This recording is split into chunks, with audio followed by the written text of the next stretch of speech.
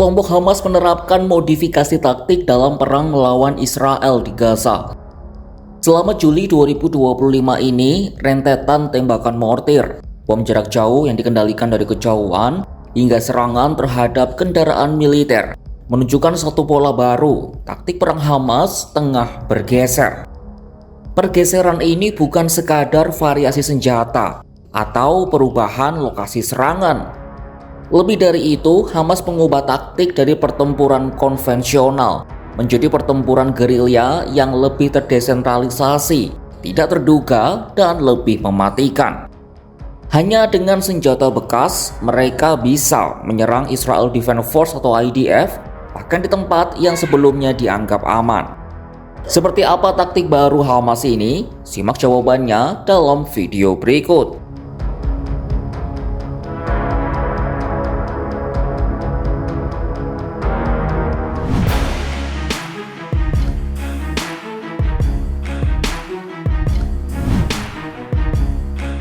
Selama Juli 2025 ini, Hamas telah melakukan beberapa serangan fatal terhadap tentara Israel. Terkini pada Minggu 13 Juli 2025, sayap bersenjata Hamas Brigade Al-Qassam mengatakan mereka melancarkan serangan terhadap IDF di Gaza Selatan, mengutip laporan Al Jazeera. Berbekal peluru mortir, mereka menyerang pusat komando dan kendali musuh di daerah Kizan al-Najjar, Khan Younis. Sebelumnya pada Kamis 10 Juli 2025, Brigade Al-Qassam menyerang tentara dan kendaraan Israel dengan rentetan tembakan mortir di daerah Al-Beidou, Khan Younis. Serangan terjadi setelah Hamas mengklaim membunuh seorang tentara Israel dan menyita senjatanya. Klaim ini telah dikonfirmasi oleh Israel Defense Force. Hamas sempat merilis upaya mereka menangkap tentara Israel di daerah Abasan Al-Kabira, timur Khan Younis. Rekaman itu juga menunjukkan anggota Hamas menyerang 2 tank Israel dan 2 bulldozer militer di area yang sama.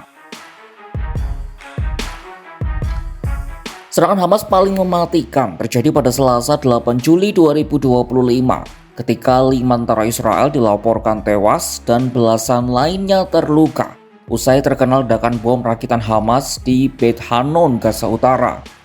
Peristiwa bermula ketika Batalion Netza Yehuda dan Brigade Utara Divisi Gaza melakukan operasi darat dengan berjalan kaki di Beit Hanun. Ketika mereka menyisir wilayah, 3 bom rakitan yang ditanam Hamas di pinggir jalan tiba-tiba meledak.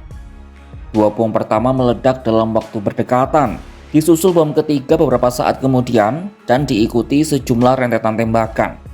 3 bom itu diledakkan oleh Hamas dari jarak jauh. Akibat ledakan 3 bom itu, 5 tentara Israel tewas. Mereka adalah Meir Simon, Moshe Nissim Fretz, Noam Aharon Musgadian, Moshe Shmuel Nol, dan Benyamin Asulin. Sebanyak 14 tentara lainnya dilaporkan terluka dan 2 diantaranya berada dalam kondisi kritis. Kebanyakan tentara yang terkena ledakan bom Hamas itu berasal dari Batalion Netza Yehuda. Batalion Netza Yehuda didirikan pada tahun 1999 dan sebagian besar anggotanya berasal dari kalangan Yahudi ultra-ortodoks dan nasional religius lainnya. Netza Yehuda bersama dengan Brigade Divisi Utara Gaza disebut tengah menjalankan operasi di Beit Hanun untuk menumpas Hamas dari udara dan darat. Sepanjang Juni 2025, Hamas telah menewaskan 21 tentara Israel.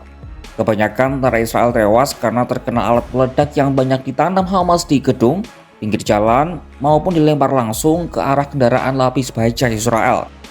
Hal itu menggarisbawahi bahwa Hamas masih mampu melancarkan serangan, meski Israel telah melemahkan kelompok itu selama 2 tahun perang. Tapi apa sebenarnya perubahan taktik yang diadopsi Hamas sehingga mampu melenyapkan lebih banyak tentara Israel?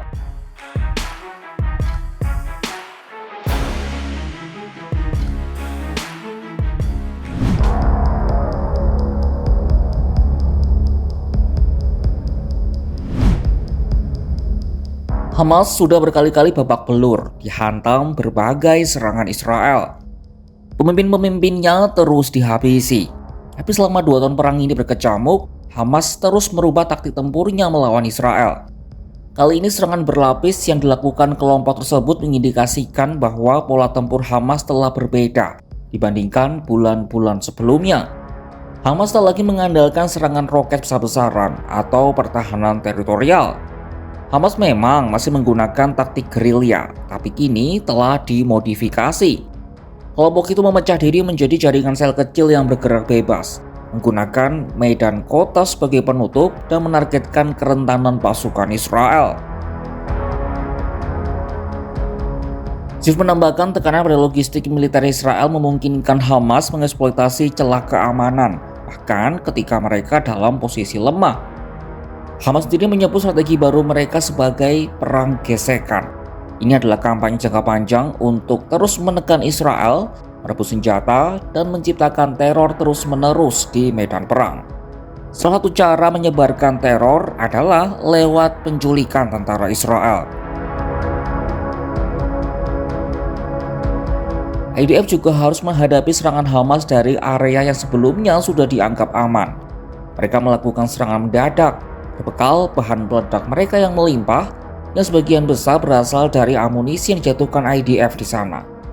Kondisi ini memberi gambaran jelas bahwa tujuan Israel untuk membasmi Hamas masih sangat sulit untuk dicapai. Apalagi meski telah kehilangan sekitar 20.000 personelnya sejak awal perang, Hamas juga disebut oleh pejabat senior militer Israel terus menambah ratusan pejuang baru. Ziv menegaskan Hamas telah menjadi kelompok sel kecil yang terorganisasi secara fleksibel dengan spesialisasi pada serangan tabrak lari dan menggunakan sisa jaringan terowongan bawah tanah untuk tetap bersembunyi.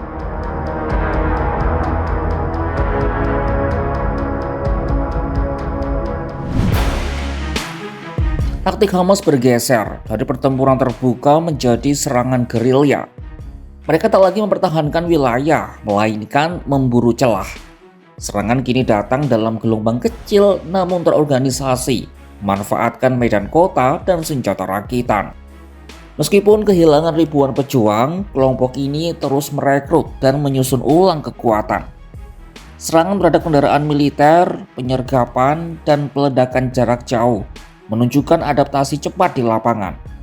Di tengah tekanan militer yang masif, Hamas membuktikan bahwa perlawanan bisa tetap berlangsung dalam senyap dengan sumber daya terbatas dengan dampak yang tak bisa diabaikan. Saksikan kabar lainnya hanya di kanal YouTube Kompas.com.